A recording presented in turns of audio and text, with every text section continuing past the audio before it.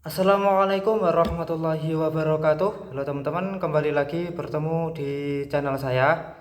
Nah, oke teman-teman, pembahasan pada video kita kali ini adalah cara mengembangkan ide tulisan. Nah, jadi kalau kita mau menulis sebuah cerita, itu kita perlu mengembangkan tulisan kita, ya. Terlebih kalau kita ini masih penulis pemula, ya. Jadi kenapa kita perlu mengembangkan sebuah ide tulisan?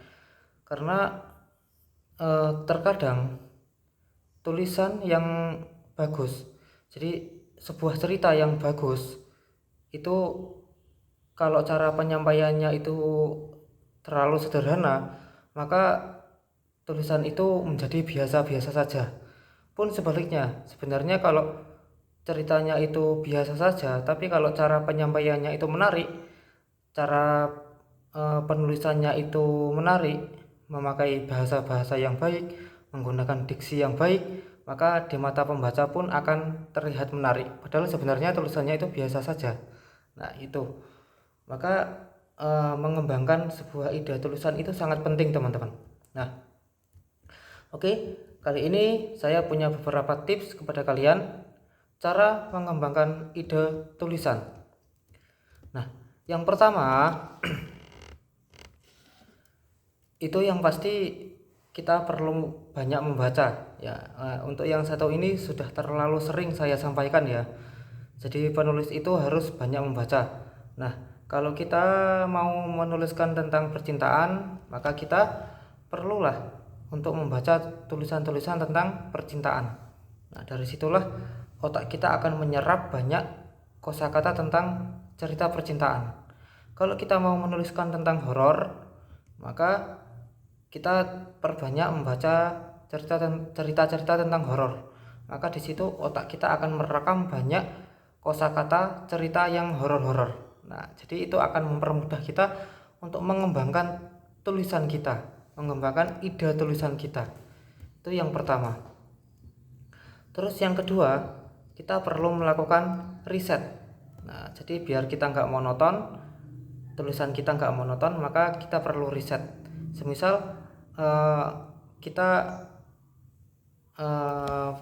jarang atau kurang pengalaman tentang percintaan misalnya, ya kan. Kadang-kadang kan ada ya orang itu yang sangat minim tentang dunia percintaan. Nah, sedangkan dia ingin menulis dunia percintaan, maka dia bisa riset dulu, tanya-tanya ke temennya, ke saudaranya yang mungkin pernah punya cerita percintaan, entah itu happy ending atau sad ending. Endingnya itu bahagia ataupun ngenes alias cinta bertepuk sebelah tangan misalnya. Maka kita bisa tanya-tanya. Nah, dari situlah kita akan mengembangkan tulisan kita. Kita riset dulu. Atau cerita-cerita horor, misalnya kita punya pengalaman pribadi, atau tanya-tanya ke teman yang mungkin punya cerita horor. Kita tanya-tanya, kita riset, ya. Kita riset kepada orang yang pernah berpengalaman di hal tersebut. Nah, itu akan bisa mengembangkan ide tulisan kita. Terus yang ketiga, yang ketiga ini adalah cobalah menggunakan bahasa diksi yang baik. Nah, kita mungkin perlu menggunakan bahasa-bahasa yang yang diksinya itu bagus. Ya, ini saya kasih contoh, ya. Ini saya hanya membaca, ya. Saya bacain aja tulisannya karena ini saya ketik tulisannya tadi. Ini saya ketik gini, misalnya kita mengawali sebuah cerita. Nah, ceritanya seorang pemuda yang habis sholat jamaah maghrib dan masih duduk di dalam masjid. Kalau kita nggak menggunakan diksi yang bagus, maka tulisannya hanya seperti ini. Seorang anak pemuda duduk di pojokan masjid setelah sholat jamaah selesai. Orang-orang sudah pulang. Si anak muda tersebut masih duduk di pojok masjid. Udah gitu aja, ya kan. Nah, coba kita gunakan eh, bahasa diksi seperti ini jadinya.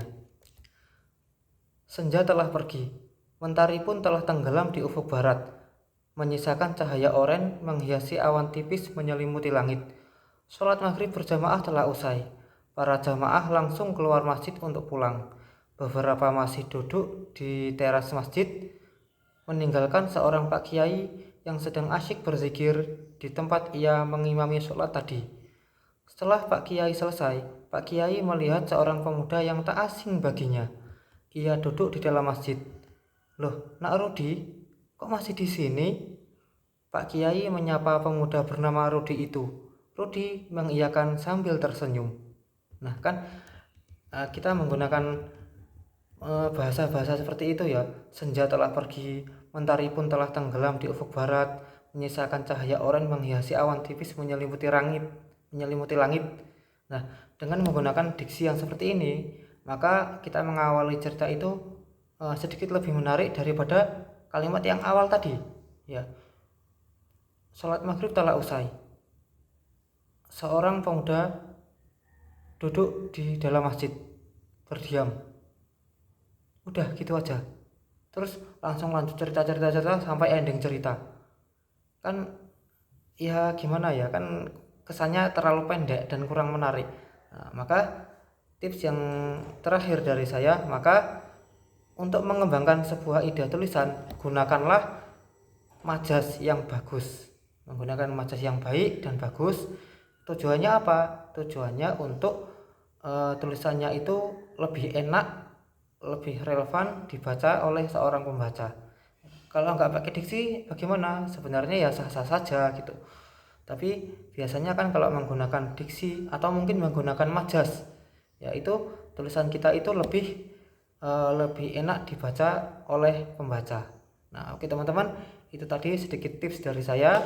Semoga bermanfaat. Kurang lebihnya saya mohon maaf. Assalamualaikum warahmatullahi wabarakatuh.